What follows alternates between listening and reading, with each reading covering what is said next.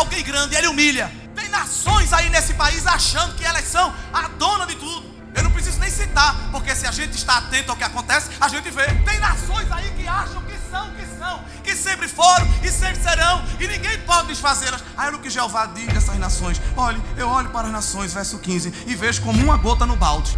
Aquele balde que você encheu d'água para fazer alguma coisa, tirou a água todinha. Sempre fica uma gota ou outra, né? Pronto, para mim é aquela água que restou ali. Aí Deus ainda humilha mais. Aliás, as nações que se acham poderosas, para mim é como o pó que fica na balança. Aquela balança que a gente compra macaxeira, o iame, na feira mesmo, que sempre fica ali uma poeirinha. Aquela poeira é tão desprezível que não precisa nem limpar, porque ela não altera o peso. Sim ou não? Jeová está dizendo outra linguagem. Essas nações aí para mim é como nada. Mas ela tem exército, ela tem ogiva nuclear, ela tem muito ouro. Para mim é como o pó que fica na balança. Não influi, nem contribui. Não fede, nem cheira. Meus amados irmãos, sejam muito bem-vindos a mais um vídeo aqui do nosso canal. Eu trago hoje uma pregação pregada por esse grande homem de Deus, e é inacreditável como que Deus usa esse homem no conhecimento, na graça e na unção. Vale muito a pena vocês assistirem esse vídeo até o final. É um pregador jovem, completamente diferente dos outros pregadores que nós estamos acostumados a verem aqui na nossa nação brasileira. Eu trago novidade no vídeo de hoje. Assista o vídeo até o final e veja as palavras de ousadia que esse jovem pregador prega em uma das igrejas da Assembleia de Deus na Paraíba. Que vocês possam ter um bom vídeo. Vamos ao vídeo. Irmão, quando Deus quer humilhar alguém grande, ele humilha. Tem nações aí nesse país achando que elas são a dona de tudo. Eu não preciso nem citar, porque se a gente está atento ao que acontece, a gente vê. Tem nações aí que acham que sempre foram e sempre serão, e ninguém pode desfazê-las. Aí o que Jeová diz dessas nações: olhe, eu olho para as nações, verso 15, e vejo como uma gota no balde. Aquele balde que você encheu d'água para fazer alguma coisa, tirou a água todinha. Sempre fica uma gota ou outra, né? Pronto, para mim é aquela água que restou ali. Aí Deus ainda humilha mais. Aliás, as nações que se acham poderosas, para mim é como o pó que fica na balança. Aquela balança que a gente compra macaxeira, o iame, na feira mesmo, que sempre fica ali uma poeirinha. Aquela poeira é tão desprezível que não precisa nem limpar, porque ela não altera o peso. Sim ou não? Jeová está dizendo outra linguagem. Essas nações aí para mim é como nada. Mas ela tem exército, ela tem ogiva nuclear, ela tem muito ouro. Para mim é como o pó que fica na balança. Não influi, nem contribui. Não fede, nem cheira.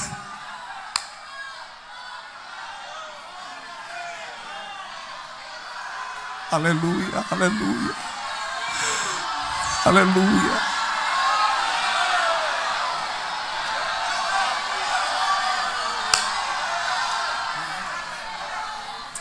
Verso 16, Deus continua humilhando os soberbos. Dá para falar mais uns minutos, irmão? O pastor disse que eu poderia ficar à vontade.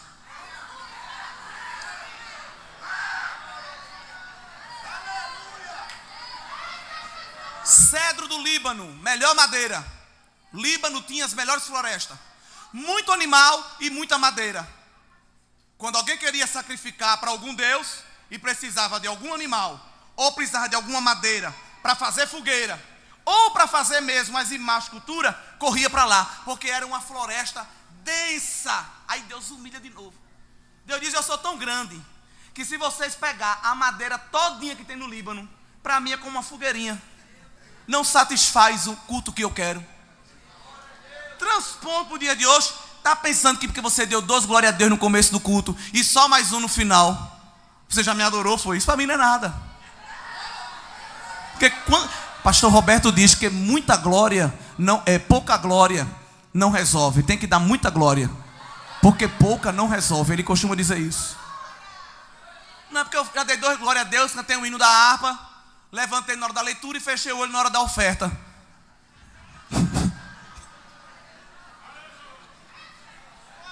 Aí esse culto é um levanta e senta, é um levanta e senta. Se a gente ficasse o culto todinho aqui, olha, 2 horas, em atitude de adoração, ainda era pouco, porque a gente sempre está no débito. Ô irmão, vou levantar a adoração, que eu já passei meia hora de joelho. Você pode passar 2 dias, Deus nunca vai olhar do céu e dizer: olha, ele orou 2 horas. Ei! Oh, aleluia! Eita! Ela cantou os 640 hinos da harpa. Deus nunca se impressiona com a nossa adoração. Agora nós nos impressionamos com a glória. A manifestação do poder dele é diferente. No verso 17 o Senhor diz: todas as nações são como nada. Ele considera menos do que nada. É muita humilhação. Deus está colocando os soberbos lá no lugar deles. Vocês não são nada, vocês são menos do que nada. Quanto é isso? Eu não sei, pronto, é o que vocês são. É algo sem medida. Deus não dá ibope, Deus não dá aparência, espaço a alguém que quer tomar o lugar dele. Nabucodonosor era tão grande, tão grande, tão grande aos seus olhos e ao do povo, que ele pensava que estava acima de qualquer Deus. E quando erigiu aquela coluna e disse para o povo: é para adorar, tinha no meio da multidão 3 jovens que ensinaram a eles que não se adora a ninguém, porque só há um Deus verdadeiro. Aí eles ficaram lá. Aí alguém disse: eu acho que tem algum problema aí de dialeto, porque eles são hebreus, a gente está falando de caldeu, embora o menino fosse fluente. Nabucodonosor mandou chamar e disse: eu vou repetir, que eu acho que vocês não entenderam. Vou desenhar. Tocou o tambor, se curva. Só isso. O menino disse: mas esse é o problema, é que a gente não se curva. Olha, irmão, a adoração da igreja é uma coisa linda. Irou Nabucodonosor, disse: vocês vão se curvar. Vocês estão pensando que são o quê? Vocês têm que me adorar. O decreto é meu, eu que mando aqui. Até aí tudo bem, mas aí ele entrou num patamar que ele não podia. Disse: quem é? O Deus dos céus que pode vos livrar. Ele disse: sobre este negócio não necessitamos te responder, ó rei. Agora o senhor mexeu numa casa de maribondo. Olha, enquanto o senhor estava afrontando a gente, tá legal. Mas agora o senhor falou, ele sabe se defender sozinho. Ele não precisa que a gente colhe assinatura digital para ele se defender, nem queimar pneu na BR não. Ele vem pessoalmente. E veio! Aleluia. Por isso que no verso 18 o Senhor pergunta: a quem, pois, fareis semelhante a Deus? Ou com quem o comparareis? Com imagem, com escultura? Com obras de ouro, de prata? A idolatria, irmãos, é algo que desagrada a Deus. Nós temos levantado os nossos ídolos. Os nossos não são de marfim, nem de prata, nem de madeira. Os nossos são de carne e osso. Às vezes é um filho. Às vezes é um cônjuge, um amigo. Tem pessoas que idolatram carne e osso. Às vezes é um cantor, às vezes é um pregador, é um profeta. Se fulano vier, o trabalho hoje é bom. Pelo amor de Deus. Fulano não veio. Ai, Deus, faça qualquer coisa, só não toque nele. Ele é tudo que eu tenho, minha razão de viver. Acabou de blasfemar. Deus não aceita que ninguém tome o lugar dele. Por isso que no verso 21 ele disse: não sabeis, não ouvis, ninguém vos deu ciência, não observaste os fundamentos da terra. Olha Deus convidando o homem a olhar para a natureza. Ele está sentado sobre o globo da terra. Ele vê os homens que estão aí, olha, dando suas canetadas, criando os seus decretos, dando as suas declarações. Ele vê todos como gafanhotos, como insetos. Ele estende o céu como quem abre uma cortina, uma persiana. Ele abre e fecha o céu. Ele muda o tempo e as estações. Ele faz rebuliço dentro de rebuliço. Ele pega quem está em cima, bota embaixo. Ele pega quem está embaixo, bota em cima. Ele tira da frente, ele bota atrás. Ele pega atrás, bota na frente. Ele pega do meio, bota no canto. Ele muda e não é mudado, porque ele é imutável. Aleluia. Verso 25, o Senhor pergunta: a quem, pois, me farei semelhante, para que eu seja semelhante? Diz o santo: Aí estamos chegando no fim, no verso 26, é um dos que eu mais gosto. O Senhor convida o povo para levantar ao alto os olhos e ver quem criou estas coisas. Quem produz por conta o seu exército. Sabe de quem Deus está falando aqui? Das estrelas. Quando a gente estuda as estrelas, a gente vê como Deus é grande, igreja. Deus está conversando, falando da terra, falando da terra, falando da terra. Agora diz assim, ó, olhe para cima. Olhe para cima e veja quem criou este exército, que são as estrelas. Só na nossa galáxia nós temos 100 bilhões de estrelas. Lembrando que no universo há inúmeras galáxias. Só na nossa tem 100 bilhões. A gente olha para o céu e vê as estrelas assim, é praticamente junto. Mas a distância entre uma estrela e outra, distância média, é de 50 trilhões de quilômetros. Trilhões de quilômetros. A gente vê tudo perto, né? Isso é mistério. Mas a distância, os astrônomos já mediram. Se a gente entrar num ônibus espacial da NASA, do melhor, viaja em torno de 27 mil quilômetros por hora, ou 8 quilômetros por segundo. É muito rápido, irmão.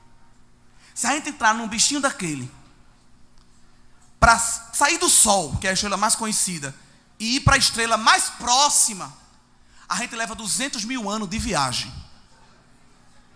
Para percorrer, não é o universo todo não, é de uma estrela na outra. Uma estrela na outra. Aliás, a maioria das estrelas que a gente está vendo brilhando, elas nem existem mais. Que é isso? É, porque elas já se apagaram. Só que a distância que elas correm de lá até aqui, mesmo na velocidade da luz, quando a imagem chega, lá nem existe mais. Vê que coisa. É muito grande. Aliás, a distância entre as estrelas também é mistério. Porque se elas ficassem muito juntas, ela ia atrapalhar a órbita dos planetas. Porque tem estrela que é muito grande. Então Jeová, que não faz nada por acaso, embaralhou direitinho, colocou tudo bem distanciado, para que os planetas possam...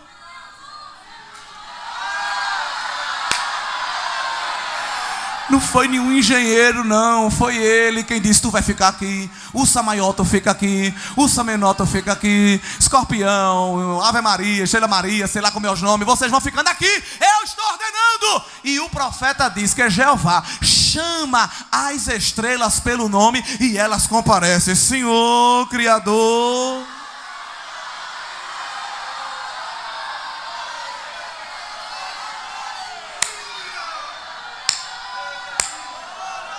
Se vocês fossem fazer uma viagem no universo, só do tempo de Jesus para aqui foi 2000 anos. Se a gente fosse percorrer de uma estrela para outra que a gente vê no céu, nesses 2000 anos que passaram, a gente só tinha feito 1/100º da viagem. 1% da viagem teria sido só feito. Mas ele está sentado sobre o seu trono e chama para elas se apresentarem. Não só ela. Jó disse que os relâmpagos comparecem diante do trono. Dê a localização de onde o Senhor quer que a gente caia.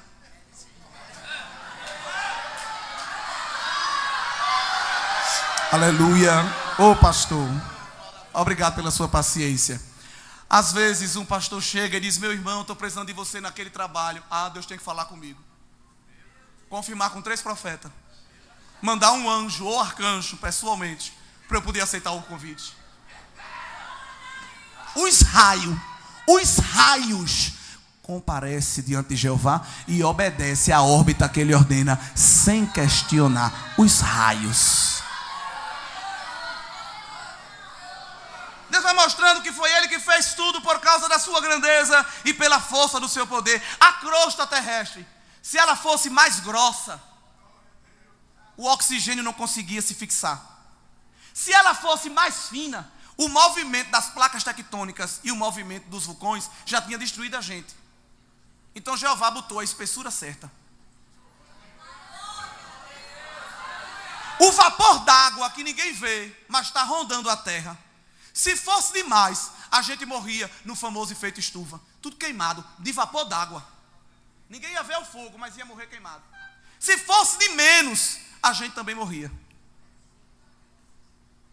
A disposição das constantes no universo, que alguém disse que foi o mero arranjo das moléculas, ou uma grande explosão que arrumou, e nós sabemos que não, foi o Senhor. Todas essas constantes foram milimetricamente calculadas por um ser supremo. Aliás, a posição do planeta Terra onde ele está, ele obedece a um S. Mais para cima ou mais para baixo, mais para a esquerda ou mais para a direita, a vida seria impossível. Jeová botou a gente na localização certa e disse à terra: não se mexa. Aliás, se mexa ao seu próprio eixo e ao redor do sol, mas é só nessa rota. Fique só aqui, ó, porque tem um povo aí que é o meu povo.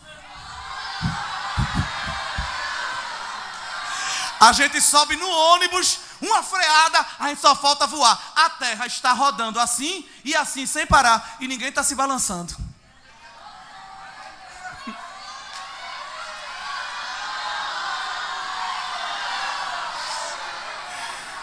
Ele botou uma força chamada gravidade. Se essa força fosse maior do que ela é, a gente não ia conseguir levantar um pé. Levantar a mão para dar glória ia ser impossível. Ele botou uma gravidade que dá para a gente levantar com facilidade. Tem uns que não levantam, imagina se fosse maior. Eu até queria dar glória, mas a gravidade não deixa. Aí ele botou na medida certa para a gente poder, olha, eu te louvo Jesus, eu te louvo Jesus, eu te louvo Jesus. Se fosse umas unidades de medida também menor, a gente não conseguia ficar sentado no culto desse, ia ficar todo mundo flutuando. Ele colocou tudo na medida certa. E ele vai descrevendo o que ele fez. Ele vai descrevendo o que ele fez. Ele vai descrevendo o que ele fez. Depois que ele fala tudo isso, ele se vira para Jacó e disse: agora me diga, por que você está desanimado? Por que está triste? Ah, é meu vizinho, é o meu tio, é meu inimigo, é meu cônjuge, é meu filho, é meu pai. É o irmão que está do meu lado, fez uma careta, disse que eu não presto, disse que não gosta de mim. O Criador fez tudo isso. O resto é fichinha. Ele resolve no sopro, num toque, numa palavra. Depois que ele fala tudo isso, ele se vira para Jacó e diz: está triste por quê? Está preocupado com o quê? Eu sou o El Shaddai, o Todo-Poderoso, e eu vou lhe dar força. Porque alguém está querendo que você pare, mas eu estou renovando a sua força, porque você vai caminhar. Eu tenho todas as coisas no controle da minha mão, e eu conto com você. Você conta comigo, eu vou lhe usar, eu vou lhe tomar no meu mistério, eu vou lhe envolver na minha glória. E não se preocupe não, porque a vida ela cansa. A gente se preocupa e quer parar, mas eu sou aquele que dou vigor a quem está cansado. E eu não dou força não, eu multiplico. Se você tem, eu aumento ainda mais. E alguém diz: é agora que vai parar. Mas vem para um culto como esse, Jeová diz: recebe 3 vezes, 4 vezes, 5 vezes, não sei. Se tu subir uma montanha, agora vai subir colina também. Se tu cantava o hino, vai cantar 3. Se tu pregava 1 hora, vai pregar 2. Se tu orava meia hora, vai orar 4. Se tu jejuava de manhã, vai jejuar o dia todo. Se expulsava um demônio, vai expulsar a legião. Porque a tua força, ó, Jeová está multiplicando, multiplicando. Recebe força na goela, para gritar bem muito alto que o meu nome é grande, que eu sou digno de glória. Recebe visão, recebe autoridade, recebe força na perna, para tu marchar, subir a montanha, descer o vale, entrar no hospital, no presídio. É gente com medo de tanta coisa, mas Jeová dizendo à igreja: eu sou força, eu sou vigor, eu sou renovo, eu aumento a tua estrutura, a tua capacidade, eu te dou habilidade, porque há uma obra grande para ser feita pela tua mão, e é você quem eu vou usar, assim diz o Senhor Jeová. Multiplico as forças. E essa força que ele fala é uma força espiritual, porque Deus não depende de creatina, de batata doce com peito de frango, de guaraná do Amazonas, de gema de ovo, para dar força a ninguém. Você pode ter o bíceps, o quadríceps, sei lá o que for, mas bem definido. Jeová não está nem aí para isso, porque ele não depende de músculo. Uns confiam em carro, outro em cavalo. Nós faremos menção, é do nome do Senhor Jesus. Uns encurvam-se e caem, nós porém estamos de pé. Porque o cavalo, ele é vão para a segurança, mas do Senhor vem o livramento, do Senhor vem o escape, do Senhor vem a estratégia. Alguém te olha como um graveto, mas Jeová te faz forte como o cedro e como a palmeira. É vento, é foice, é serra elétrica, é tanta coisa, mas quando o vento passa, está lá a palmeira, dando glória ao nome do Senhor.